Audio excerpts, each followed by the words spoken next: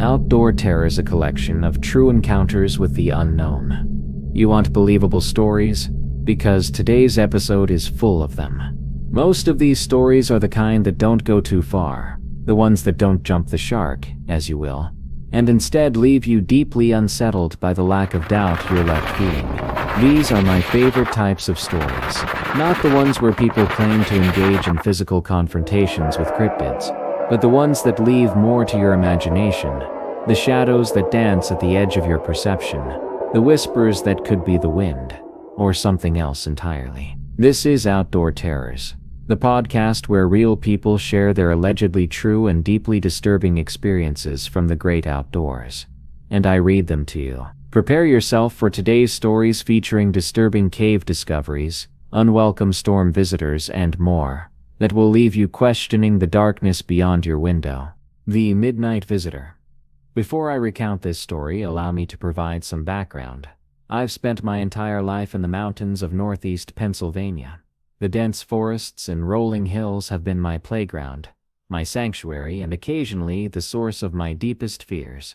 I've spent considerable time in the wilds, hunting, fishing, and camping beneath star-filled skies that stretch beyond imagination.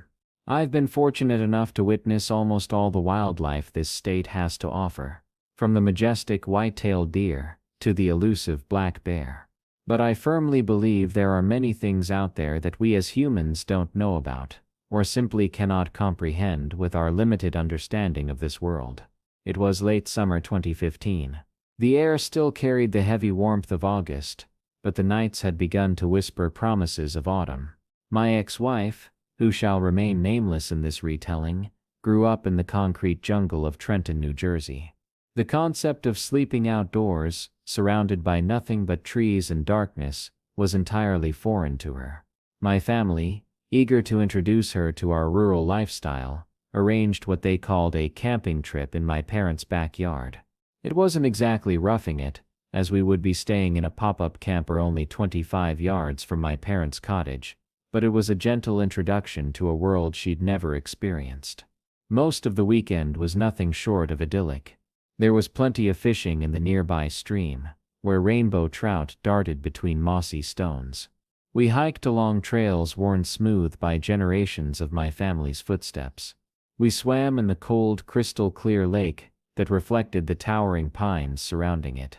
Each night we gathered around crackling campfires, the embers rising toward the stars, as we toasted marshmallows until they turned golden brown. It was just me, my family, my ex-wife, and our two lab mixes named Yoshi and Max, loyal companions, who followed us everywhere, their tails wagging with excitement at this extended outdoor adventure. We'd already spent 2 nights in that camper, and this was to be our last. As the sun began its descent behind the western mountains, painting the sky in brilliant oranges and pinks, my father, a salt-of-the-earth kind of man with weather-worn hands and wisdom etched into the lines of his face, cautioned us about an incoming rainstorm.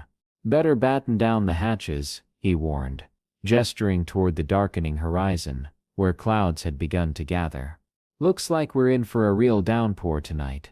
We chuckled at his concern, secretly excited to sleep under a thunderstorm. The idea of the sound of rain drumming on the roof of the camper sounded almost magical, a lullaby provided by nature itself. We said our good nights and put the dogs to bed shortly before turning in ourselves. My now ex-wife and I talked briefly about how wonderful the weekend had been before fatigue overtook us. We'd spent hours swimming in the lake, and exhaustion settled deep in our bones, drawing us quickly into sleep. I awoke sometime around midnight. It was difficult to pinpoint the exact time, but the world outside the camper had transformed into an impenetrable wall of darkness. The camper was softly rocking, and I could hear distant thunder rumbling like a hungry beast. The air felt charged with electricity, heavy with the promise of rain. I closed my eyes, trying to return to sleep, only to be violently torn from its embrace by a deafening crack of thunder that shook the camper with such force that I felt it in my chest. My wife and I both bolted upright, hearts racing, as the dogs began to bark frantically. The rain finally arrived, pelting the roof like thousands of tiny bullets. We had just started to discuss our next steps, whether to brave the storm and seek shelter in the main house, when we heard it. Bare feet running down the flagstone path from the cottage to the camper. The sound was unmistakable, the wet slapping of skin against stone, moving with purpose toward us. We both assumed it was my parents coming to wake us, to tell us to seek shelter in the sturdier walls of the house. "We're coming, Papa Bear," my ex-wife called out as the dogs began to growl, a deep primal sound that raised the hair on the back of my neck. Now Yoshi is a Lab Akita mix, and in his prime, he was 125 pounds of pure muscle and protective instinct. But even he ducked under the table and hid with the more skittish Max, their bodies trembling as they continued to growl at something unseen. Suddenly, something struck the camper door with enough force to rock the entire structure. It wasn't a knock, it was a blow, as if someone or something had slammed into it with tremendous force. We both screamed as the camper leaned precariously to one side, as if something was pulling it down. A loud thud came from the roof. Something had jumped up there, something heavy enough to make the ceiling bow slightly inward. It was pitch black outside, which was odd. The yard light, with its motion sensors, hadn't activated despite the clear movement outside. The dogs' barking intensified, becoming more desperate, more fearful, as my wife began to sob beside me. We were both paralyzed with terror, the kind that seeps into your bones and freezes your blood. In the darkness, I leaned close to her and whispered, my voice barely audible over the storm and barking, "I'll send the dogs first, then me, then you. Run to the house for Dad, and don't stop for anything." She continued to cry, but I could barely make out her nod in the darkness. I flung the door open and commanded, "Yoshi, Max, go." The dogs took off running at my command, their dark shapes vanishing into the rain. I hopped out unarmed, but remembered the hatchet my father had used for the campfire. It was only a few feet away, gleaming dully in the darkness. I scooped it up as my wife ran screaming toward the house, her nightgown plastered to her body by the relentless rain. The motion-sensing lights finally came on, illuminating the downpour and revealing the yard in harsh, shadowless detail. I looked around, my heart hammering against my ribs, my knuckles white around the handle of the hatchet. To my horror, there was nothing there. I was greeted only by rain and wind as my father was dragged to the back porch by my mother, his hair disheveled, his eyes wide with concern. Whatever had attacked the camper and jumped on top of it had vanished without a trace. The camper itself was surrounded by a small patch of trees, but none had low-hanging limbs that could have scraped against it. I would have heard or seen anything drop from the roof, but there was simply nothing, as if whatever had been there had dissolved into the rain itself. Shaken to my core, I went inside and told my parents what had happened. My father, a practical man who doesn't believe in the supernatural or paranormal, dismissed my story with a wave of his hand. "Raccoons," he said firmly, "big ones. They get bold during storms." I was admonished for running away from tree rodents, but he promised an investigation in the morning, if only to calm my obviously rattled nerves. Needless to say, only the dogs managed to find sleep that night. The rest of us sat in the kitchen, jumping at every crack of thunder, every whisper of wind against the windows.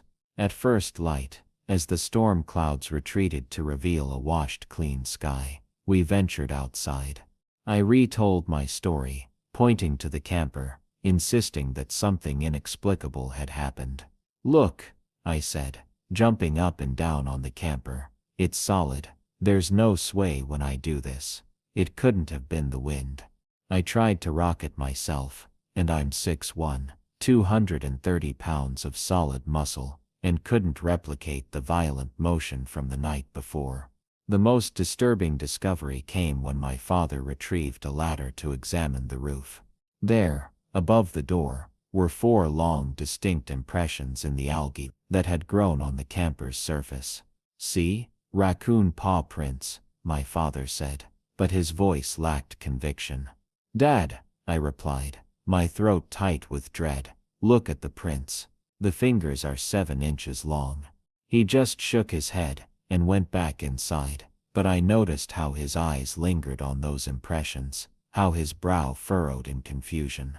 I know with absolute certainty, it wasn't the wind, and it wasn't a raccoon. To this day, I have no idea what paid us a visit that stormy night, but I'm profoundly grateful it didn't linger. Sometimes, when the rain pounds against my bedroom window, I imagine I hear the slap of bare feet on stone, and I pull the covers tighter around myself, remembering those impossibly long fingerprints. Undaunted by our first failure, or perhaps driven by the reckless curiosity that seems to be the exclusive domain of the young, we were determined to discover the depth of that mysterious shaft. We used the lantern to build a fire near the cave entrance, and fashioned crude torches from branches and strips of cloth torn from Dale's shirt. Dale had always possessed an innate talent for creating fire, and within minutes, we were equipped with flickering torches that cast wild, dancing shadows on the cave walls. We returned to the hole and dropped one of our torches down the shaft. It fell for what seemed like an eternity before striking bottom, approximately 20 feet below. The flame illuminated a chamber with a dirt-covered floor that extended beyond the circle of light. Then we heard it. A sound that has haunted my dreams for nearly 50 years. A growl emanated from somewhere in that lower chamber, but it was unlike anything I had ever heard before or since.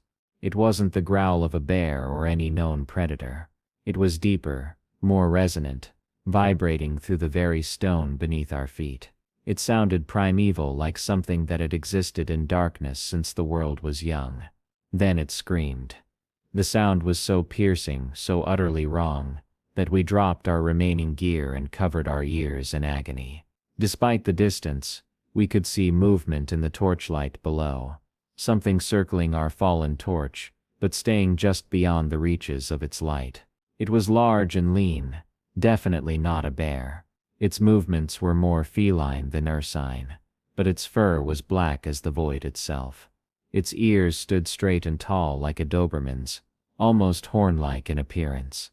It didn't resemble any cat, dog, or bear I had ever encountered in the mountains. Its eyes glowed red in the firelight, like 2 burning coals set into a face that seemed to shift and change as it moved, never quite settling into a recognizable shape. It would look at me, then at Dale, as if deciding which of us it would devour first. When it screamed again, the effect was beyond physical. It was as if a massive weight had been dropped onto me from above, driving me to my knees. I tried to curl into a protective ball, but even that small movement required tremendous effort. The scream seemed to affect my very consciousness, making it difficult to think, to move, to breathe. My head felt like it had been struck like a bell, reverberating with pain that threatened to shatter my thoughts into fragments. I felt simultaneously nauseated, confused, and in excruciating pain, sensations that overwhelmed my young mind. Dale collapsed beside me, his hands pressed tightly against his ears. He had dropped the lantern, which rolled off the edge and tumbled down into the hole. The upper chamber plunged into absolute darkness, but the bottom of the shaft erupted with light, as the lantern shattered directly beside the creature. Another scream tore through the darkness, but this time it was different, a cry of pain rather than aggression. The weakening effect didn't accompany this vocalization. Instead, pure terror flooded through me. It was as if a spell had been broken, freeing us from paralysis. Our survival instincts finally activated, and we scrambled toward the entrance as quickly as our trembling limbs would carry us. We could sense with absolute certainty that whatever dwelled in that lower chamber was coming for us. There was an inexplicable connection formed between our minds and the entity, as if it was communicating its rage and hunger directly into our thoughts. Once we reached the sloping passage, we could see the dim light at the entrance, and we moved with desperate speed toward it. Just before we reached the mouth of the cave, we heard the scream again, closer this time, right behind us. The force of it was like being struck by pressurized water, knocking both of us forward. We covered our ears and tumbled toward the entrance, emerging into the blessed daylight with tears streaming down our faces. We ran all the way home, sobbing uncontrollably, our ears ringing so severely that we couldn't hear our own footfalls against the forest floor. Neither of us could hear properly for a week afterward. I experienced headaches of such intensity that my parents took me to the emergency room, convinced I was suffering from some serious condition. The doctor found nothing physically wrong with us, apart from the numerous scratches and bruises we had acquired during our frantic escape. We were told we were fortunate to be alive, as caves often contain pockets of poisonous gases that could have been responsible for our symptoms, but should dissipate with time. About a week later, the acute symptoms subsided to a persistent ringing in my ears and occasional dizzy spells. But what never fully faded were the nightmares. Vivid dreams where I found myself back in that cave, with the screaming entity, dreams from which I would awaken curled into a tight ball, my hands pressed against my ears, my throat raw, as if I had been screaming in my sleep. Dale experienced the same nightmares. I know because we finally discussed them years later, after we had both reached adulthood. We never returned to the cave. Such avoidance was completely out of character for us, but neither of us possessed the courage to face whatever dwelled within those depths again. My family relocated shortly afterward, and Dale and I gradually lost touch as childhood friendships often do, when separated by distance. Many years later, drawn by a mixture of morbid curiosity and a need for closure, I returned to the area, after hearing reports of another earthquake. I wanted to see if the cave still existed, if it had been discovered by others, or if nature had mercifully sealed it away. The cave remains, although part of the roof appears to have collapsed, partially blocking the entrance. I stood at a distance, unwilling to approach more closely, feeling the old fear rising within me like bile. I tried to locate Dale during my visit, but discovered he had moved away. The twins still lived in the area, working at a local garage. They informed me that Dale had remained in town for approximately 10 more years after my departure. But he was never quite the same following our experience. He had been sent to a specialized school for the deaf for several years. The creature's scream had damaged his hearing far more severely than mine. When he eventually returned to the community, he was withdrawn and reserved, the antithesis of the vibrant, adventurous boy I had known.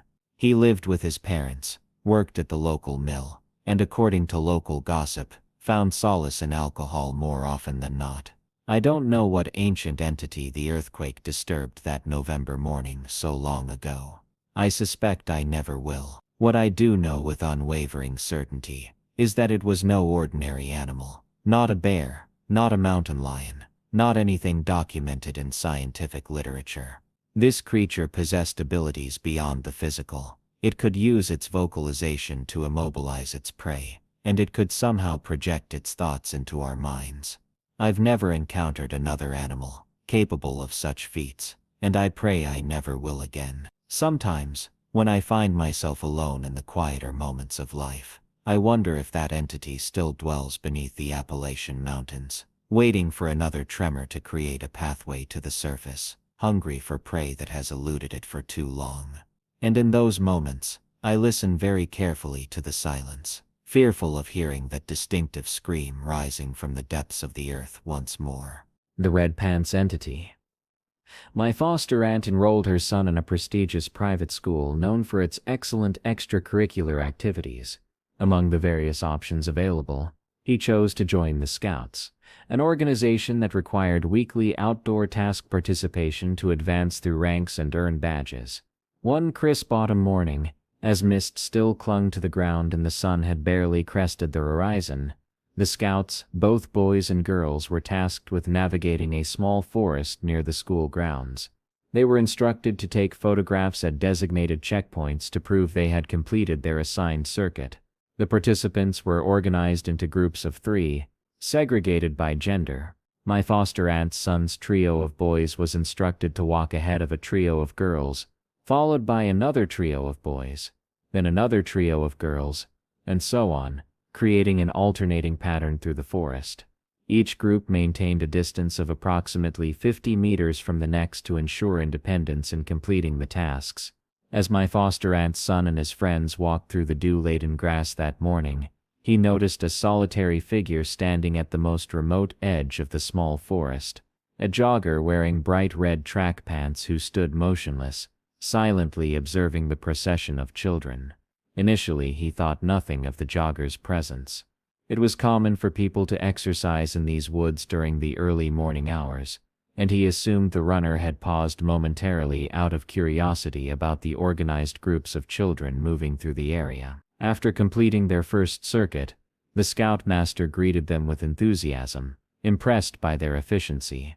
Encouraged by their success, he offered them an opportunity to earn additional badges if they could complete 2 more rounds along the same path. The scouts agreed eagerly, and they set off again, following the same route and the same formation as before. As they approached the remote edge of the woods once more, my foster aunt's son realized with growing discomfort that the jogger in the red pants remained in precisely the same position, completely motionless, still staring at the children with an unnerving intensity. His companions also noticed the jogger this time, and they briefly debated whether they should photograph him and report his presence to their scoutmaster.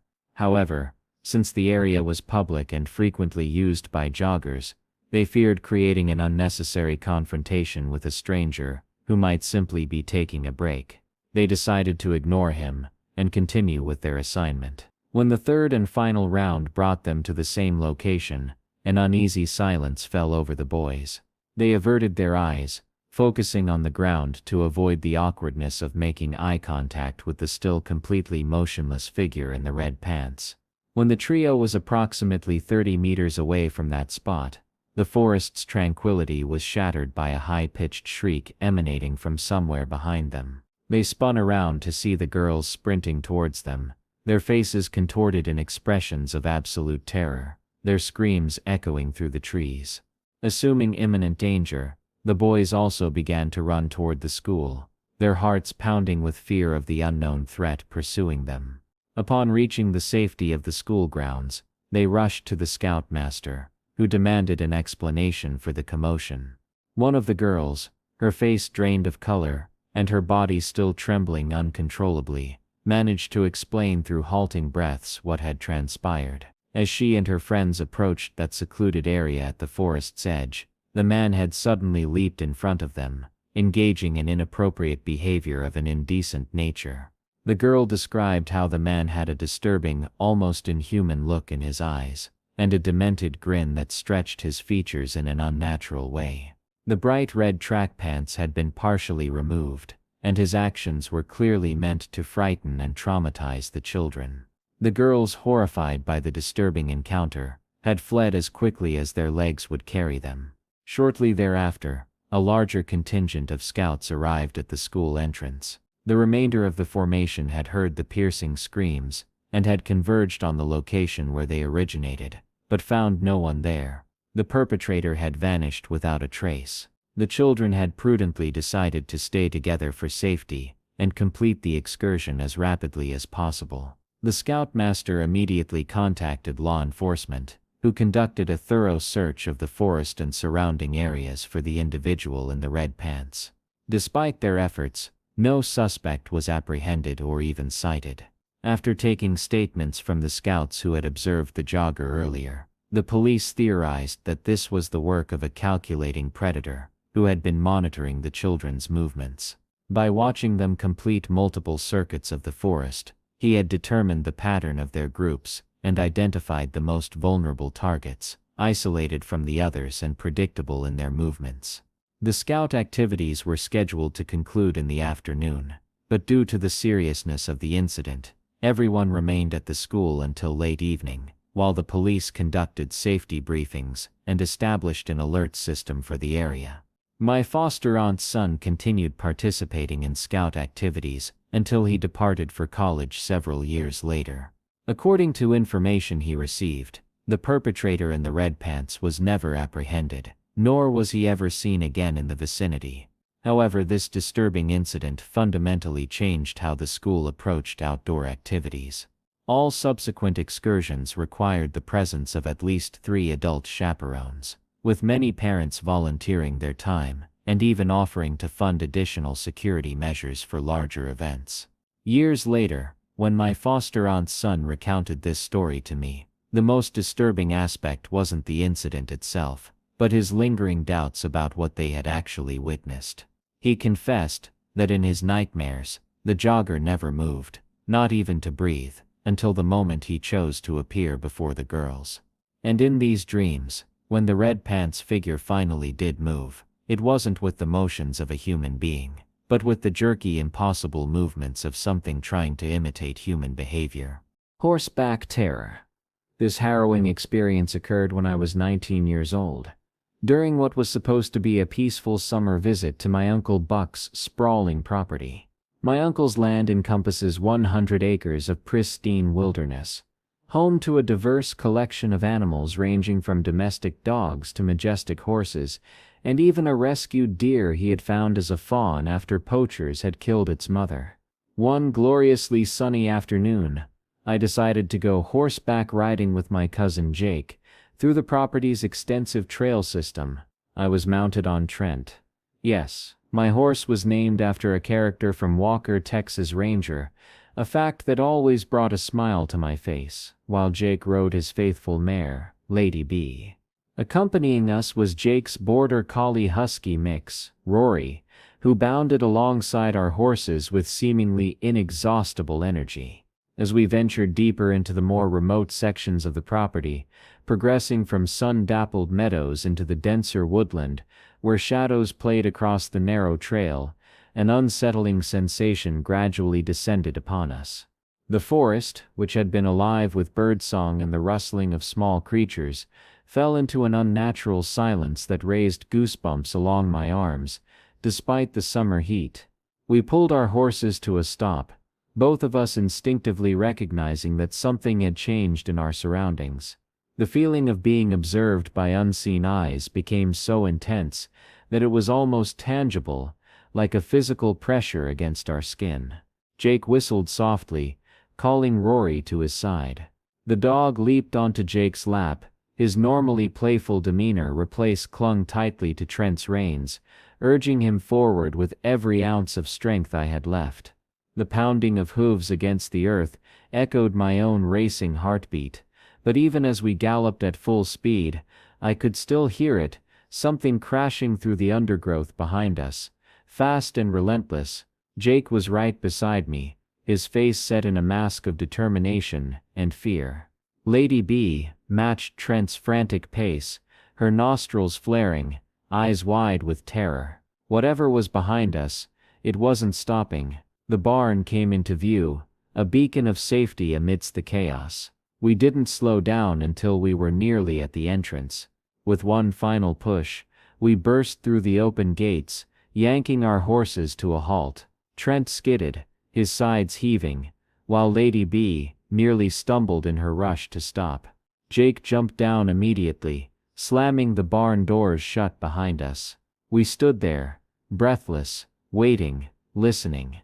Silence. The forest beyond the clearing stood eerily still, as if nothing had ever been there. No crashing footsteps, no guttural growls, no shadowed figure lurking just out of sight. Rory. Jake's face fell. Rory's still out there. Before I could say anything, a blur of black and white shot out from the trees. Rory sprinted toward us at full speed, his fur bristling, eyes wild with fear. Jake barely had time to open the doors before the dog leaped inside. The moment he was safe, we locked the doors again, sealing ourselves in. For a long time, none of us spoke. The only sounds were our ragged breaths and the occasional snort from the horses. Finally, Jake exhaled shakily. What the hell was that? I didn't have an answer. I wasn't sure I wanted one. That night, as we sat in the dim light of the barn, Rory curled up between us, still trembling, I realized something chilling. The forest had gone silent before it appeared. But now, even with the doors locked and the night stretching on, The usual sounds of crickets and distant howls never returned. Something was still out there, watching, waiting.